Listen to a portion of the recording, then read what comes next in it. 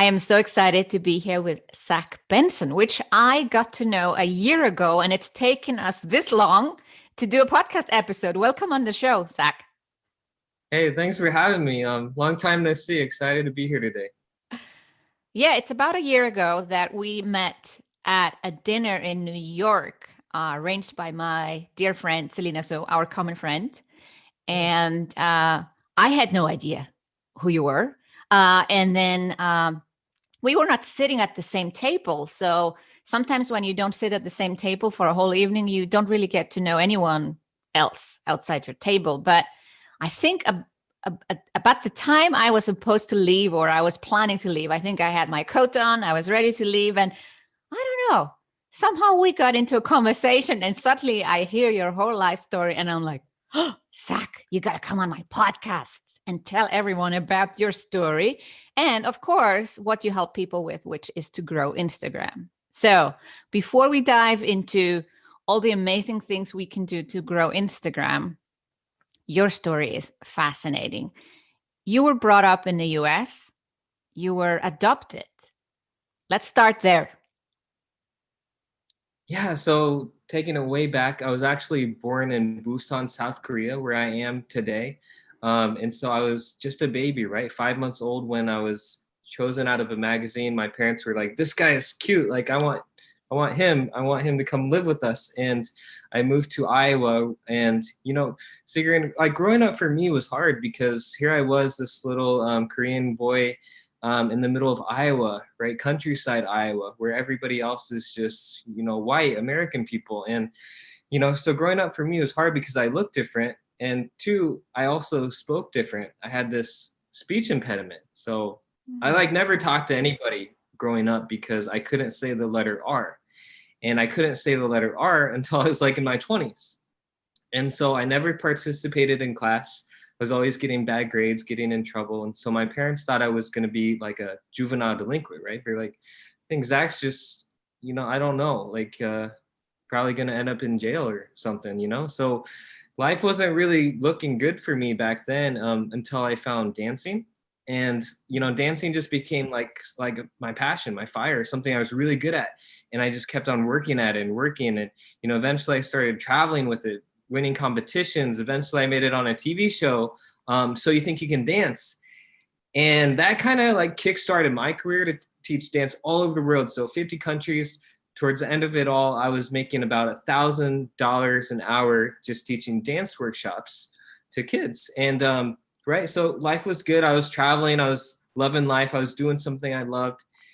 And then I hurt my back, right? And this was in India about 5 years ago. I fell during a warm up during rehearsal and injured myself. And then, the guy was like, still, you got to somehow make it happen, right? People are here for you. They came to watch you. Like, you're the main attraction. So the whole performance thing lasted about 30 seconds. I fell again. I hurt my back really bad that time. And I was rushed to the hospital. And that was the end of my dance career. So Wow. a lot of crazy stuff, just some challenges I overcame, but it was like I was on high and then boom, overnight, rock bottom. Mm. No money, depressed, didn't know what I was gonna do. And so the same guy who got me into dancing called me and was like, "Zach, you got to get in on this Instagram stuff. Like me and my brother were making a ton of money growing people's Instagram accounts." And I was like, "Oh, okay, well, you know, all right, I'm in, right?" So I sent uh, a $10,000 check to Miami. This last $10,000 I had in my bank account because of all those expensive surgeries. And I bought 10% of a 400,000 follower Instagram account. And we just did advertising on it, right? We promoted other people's accounts on our big accounts. We shouted them out. We promoted their products. And we just rinsed and repeated the process. And Secret, yeah, now we have over a 220 million network on Instagram. We're working with some big brands like the Ritz-Carlton, a lot of these marketer guys like Russell Brunson, the founder of ClickFunnels, Robert Kiyosaki, Les Brown. They hire my company now to help them grow and monetize their Instagram accounts. So, life has really changed a lot, and I'm just I'm excited to be here, excited to keep learning and growing. The story that got me crying, though, Yeah. was that you decided to look for your birth parents. When did Right. that come Right. about in that story? So this was right after college. So I did this leadership study with my college president. He's like, you got to make a 5-year plan. Like, where do you want to go? Who do you want to be? What kind of person do you want to become? And so I made a 5-year plan. So my first year, actually moved to Atlanta. I lived on $2 a day for food for a whole year by choice because I wanted to learn how to live on less so that others could have more. I wanted to learn how to love people and see everyone as an important human being. And I did some volunteer work at a refugee resettlement agency and helped refugees find jobs and homes for a year. And it was life changing. And after that, I decided, I think it's time. So I met a North Korean refugee that year that inspired me. And she shared her whole story, right? How she escaped the North Korea through underground tunnels in China and somehow survived. Some of her friends and family members that she tried to escape with got caught and didn't know what happened to them. And so she kind of actually inspired me to go to South Korea to search for my birth mother. And so this was in 2010. I contacted my adoption agency and I was like, I want to find my mom. So what do I do? Like, I filled out a bunch of papers, documents. The whole process from start to finish took about a year. And a year into it, I was like, not really sure I was going to find her. I decided to move to Busan to just like learn about my roots and explore my motherland and, eat the food. Because I grew up in Iowa, right? I never had Korean food until I went to Korea. Like, I was just like pork chops and steaks and sweet corn. So it was all interesting and new to me. And so I was an English teacher for a year. And during that year, they were searching for my mom, and no word. 9 months in, still no word. 10 months in, 11 months in, I was about to go back to U.S.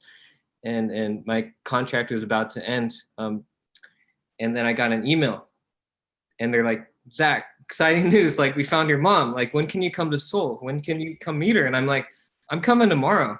And so I hopped on a bullet train from Busan to Korea, got there in like less than 2 hours, got to the spot.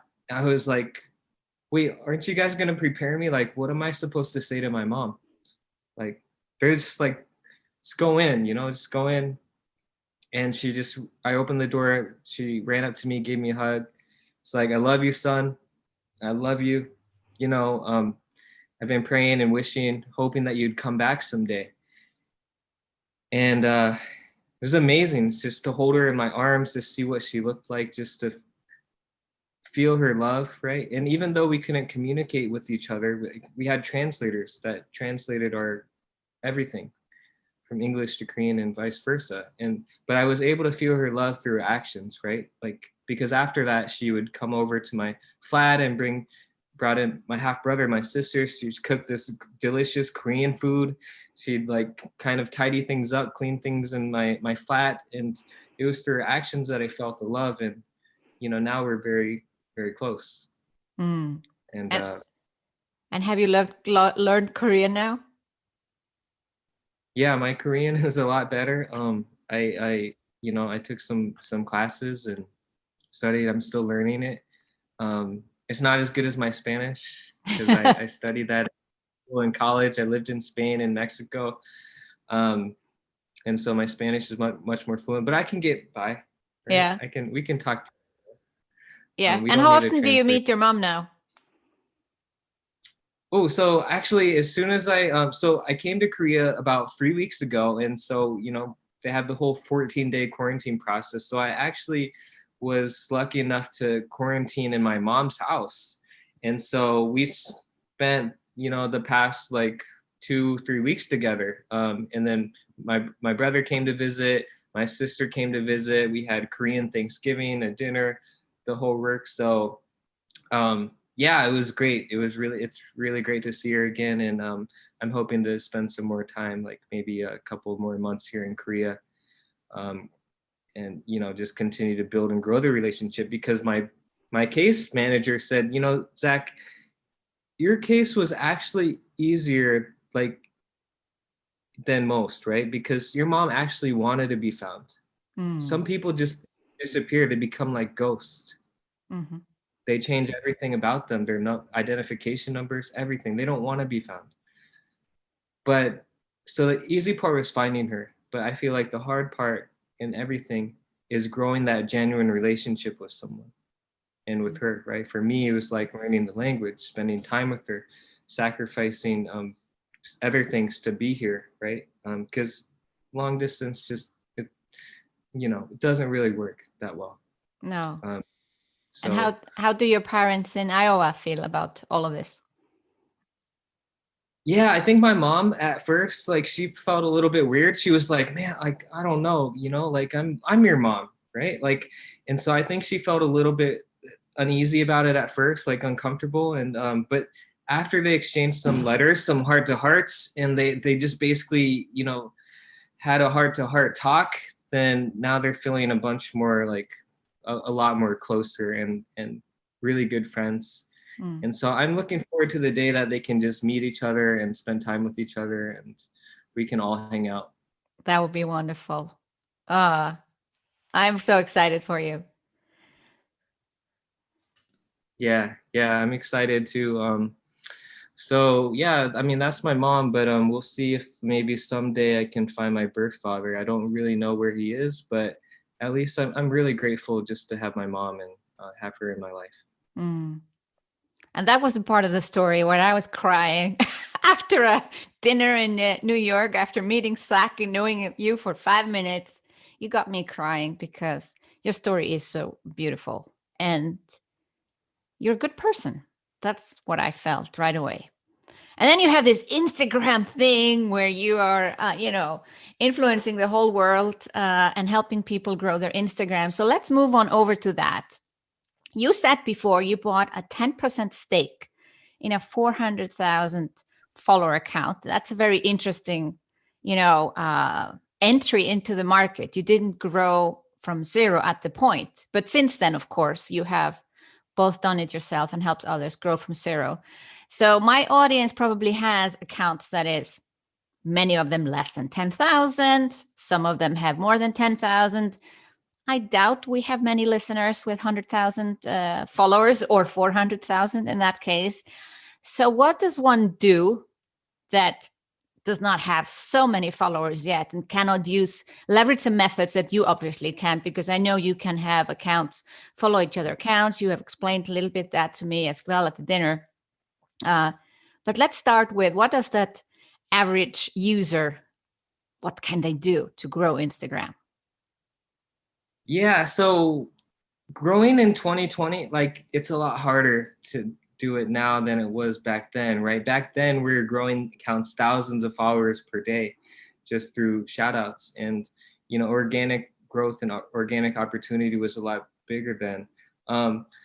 There's still some organic like opportunities to grow on Instagram. So if I was to break it down for someone who's just starting out or someone who doesn't really know a lot about Instagram, there's really three things that you have to think about. Number one, do you want to kind of like growth hack it, right? Because if you want to growth hack it, you can actually, there's marketplaces where you can actually buy Instagram accounts. So let's say that you have a new supplement, or it's like a keto shake or something that helps people lose weight and burn fat. You could buy a fitness account that's posting all of these fitness workout videos, these before and after pictures, transformations, daily workout videos. And you could actually change that over into your own company account, because it's already full with a bunch of people interested in fitness and bettering their life. So there's ways to do that, to like transition a page from, let's say, a repost page where you're reposting other people's content onto that page, giving them credit, and then either driving traffic to your own business page or your own personal page with that page. That's one growth method, if that makes sense, right? Basically, acquire an account, leveraging the audience, and using that account to drive traffic to the account that you want to grow, right? Yeah. Because really the only way to grow nowadays is through shout outs, right? You have to do placements and advertisements on pages that are bigger than yours and run giveaways and basically get these people to share your content or invite you on a live stream. Okay, let's Like talk that. first about the shout outs, because let's assume people don't know what it is. So let's give a few examples. I know, for instance, one of my clients used to have a weekly shout out where she would tag someone she admired. For instance, once she would shout out to me, post a picture of me, and of course I would get some followers because her Instagram account was bigger than mine. So is that what you mean with shout out? Basically doing that yourself, or making sure someone else is doing that to you? Yeah, it's all about creating like win-win like relationships and synergies with other influencers and bigger pages than your page.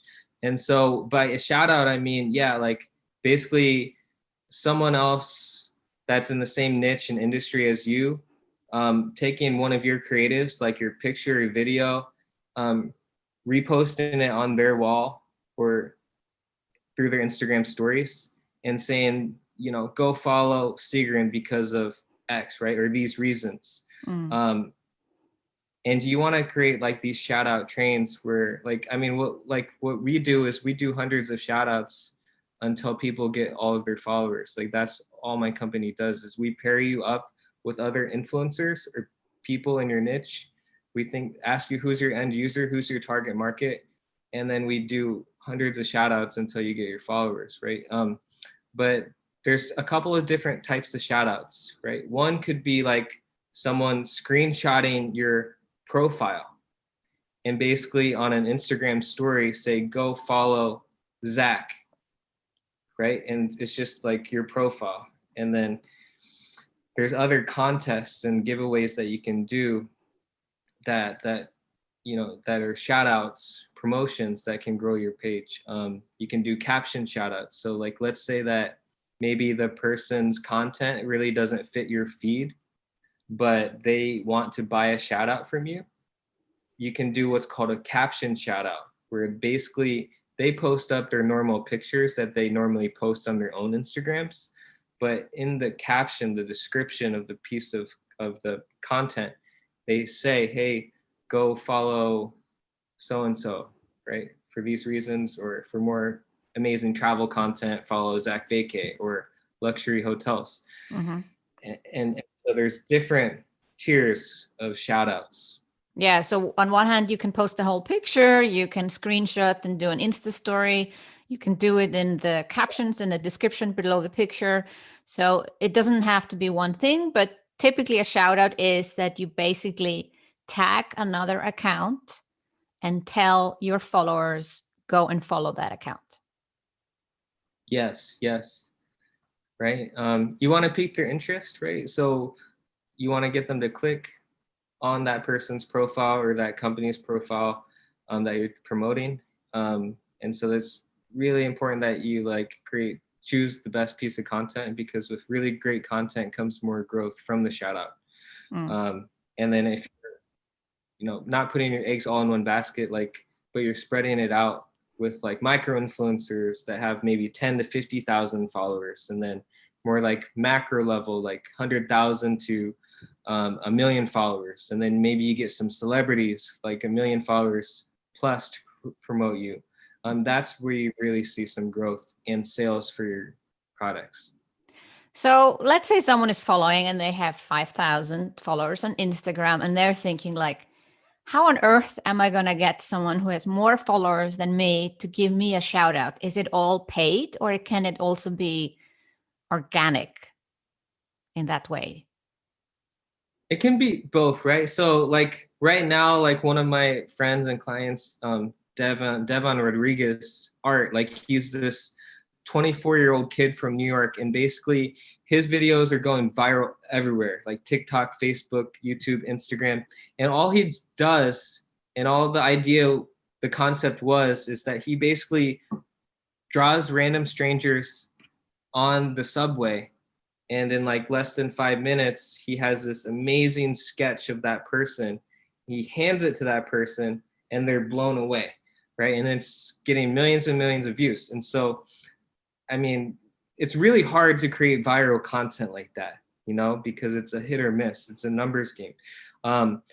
But what I'm saying, if somebody just has 5,000 followers and they're like, oh, like I have to pay for this, or I don't have that much money to invest right now, well, what do? Well, you have to think about the things that you're already good at and do an exchange and trade of services, right? So maybe even if you don't have a lot of money to invest, there's ways to just simply, if your product is good and it works and it delivers amazing results, there's ways to basically give your product, put it in influencers' hands, and in exchange for free product, get free shout outs, free user generated content, free exposure on these people's pages just by a simple trade, right? Now you might have to pay for the shipping, but it's very little money out of pocket.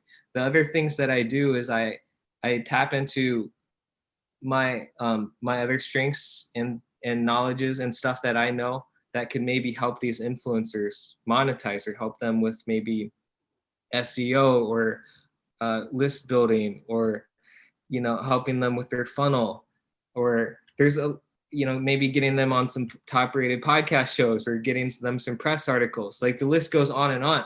There's a lot of things that maybe I have or my friends have in my network that we could offer in exchange for a free shout out. So like, let's say for you, for example, like you have an amazing podcast show, right? With millions of listeners. And I mean, it's amazing, right? Like what you're doing, like what you could do if you wanted to grow your Instagram is you could reach out to other influencers that have millions of followers that are kind of like with your ideal follower, and say if you want to do a swap, right? Because I'm sure you've probably maybe have done podcast show swaps with some people, but you Yeah. could do, hey, and for an interview on my show, I'd love to do a live stream with you. And if you can promote me to your on live stream to your audience, then yeah, let's do a trade. So you always want to think of some different creative ways that can get your foot in the door and you know, get exposure for everyone. Yeah. Just because not all my listeners are native English speakers, we're going to explain swap a bit. Podcast swap is, you know, quite common.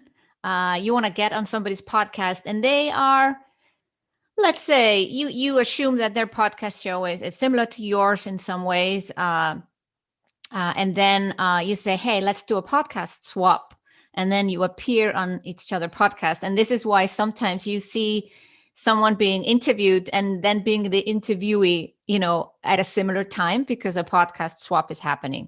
I try to, when I do this, I don't do this too often, but if I do this, I try to position it's not coming out at the same time because it's then somehow too obvious that we're doing it. Yeah, but it's quite common, even with big podcasts. There was a podcast I really wanted to get on, and then I approached the person at a conference and said, "Hey, I would love to have you on my show." And she said right away, "Let's do a podcast swap." And I'm like, "Really?" You know, you would sometimes think that people that seemingly have more followers or more listeners are somehow not interested, but that's not true. A lot of people are interested in a swap if you're an interesting person. Yeah, and it's like also who that person knows and who you know, right? Because maybe you could just simply be the connector and help that person that you want to do a swap with something that they're really struggling with or that they really want, right? And just by simply being the connector and bringing people together and making something happen for that person, that can give you value, and that person will then probably return the favor. But if you don't have a big platform and you can't do the swap, there's two other strategies that I just want to share really quickly that still work, right? So first, just hashtags, right? As far as doing the hashtags, like why people use hashtags is basically to make their content searchable and discoverable so that people can find what you post. So that's why you use hashtags, so people can discover your content. Now, what a lot of people do wrong is that they use hashtags that are way too generic, right? Just mega hashtags. So like if you type in, let's say that you're an author and you're writing this new book and you're wanting to launch, but then you type in like motivational speaking or motivation or entrepreneurship quotes. Some of these hashtags have millions and millions of posts on them. So if you're very small and you only have 500 followers or 5,000 followers and maybe like 100 to 200 likes per post, you'll never actually hit the top 9 posts for those mega hashtags with millions of posts, because so many other hundreds of thousands of other people are using those same hashtags every day that are bigger than you. So your content will never be seen. So when it comes to hashtags, start with the big hashtags that have millions of posts, and then Instagram is going to show you related hashtags that have smaller number of posts. So you start big and find ones that have maybe 50,000 to 100,000 posts on them, 100 to 200,000 posts, right? And you want to try to find hashtags that have under 1 million posts on them and use them when you're first starting out, because that's going to help you get more exposure and traffic and followers to your page. Now, the other strategy that I want to break down is engagement groups. So what's an engagement group?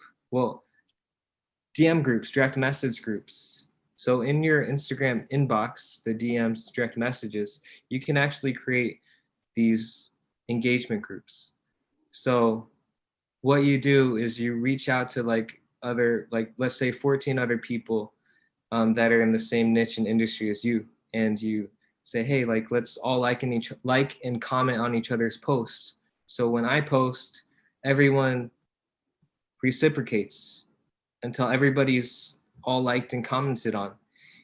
And what happens is when you get enough likes and comments from other accounts in a short window of time and also over throughout the day, it hits the algorithms, right? So it's like boosting you onto that home page that everyone's scrolling and consuming content on.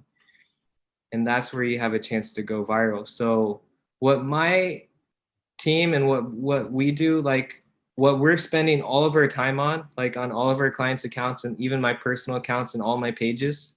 So remember, we have a very large network. It's like they're just doing hundreds to thousands of manual actions, like reaching out to pages, let's say in the travel space, saying, hey, like, do you want to do a like for like or comment for comment?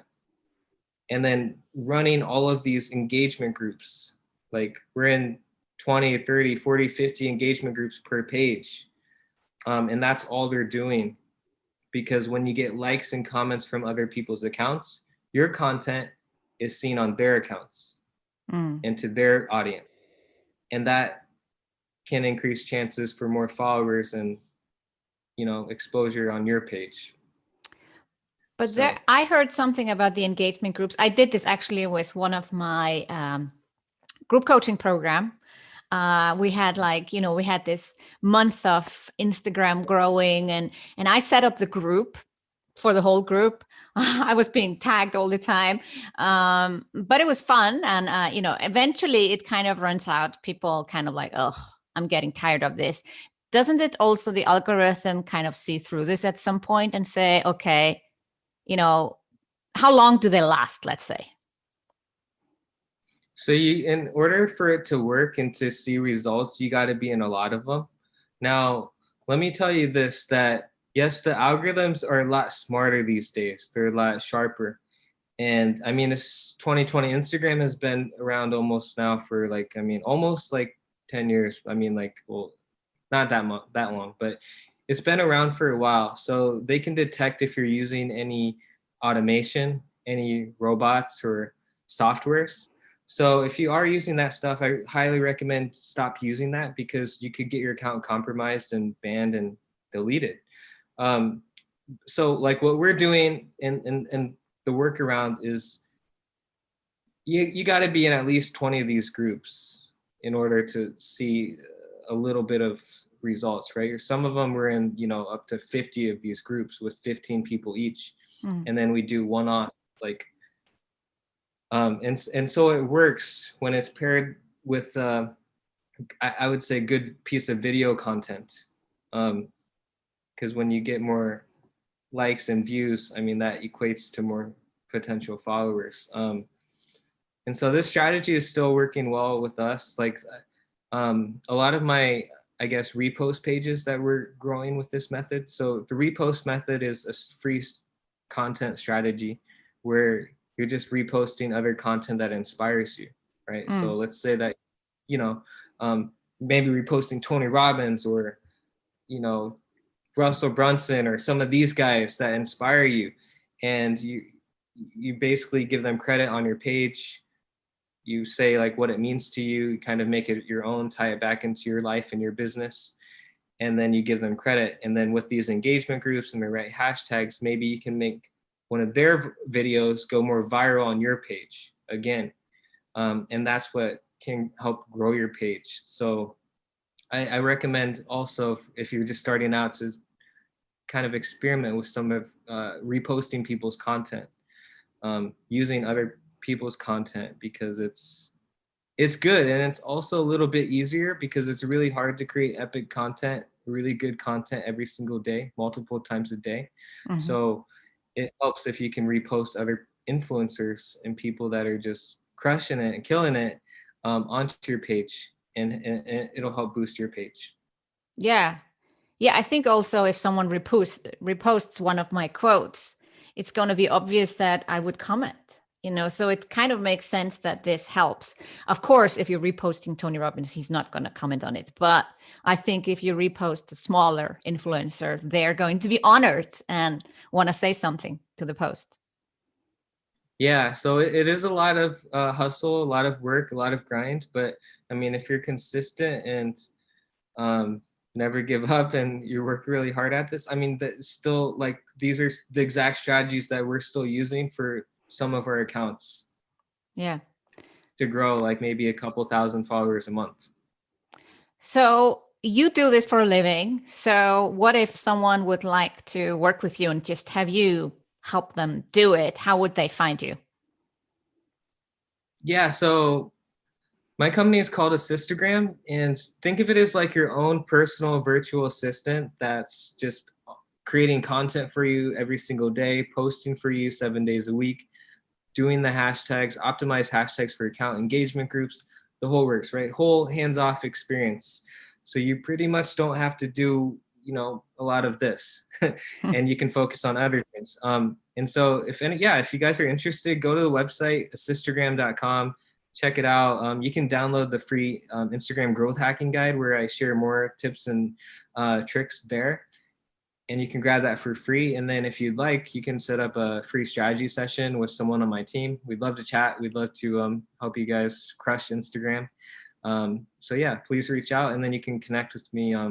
My personal Instagram is Zach Vacay, because normally I'm in another country, another culture, always traveling, always exploring the world.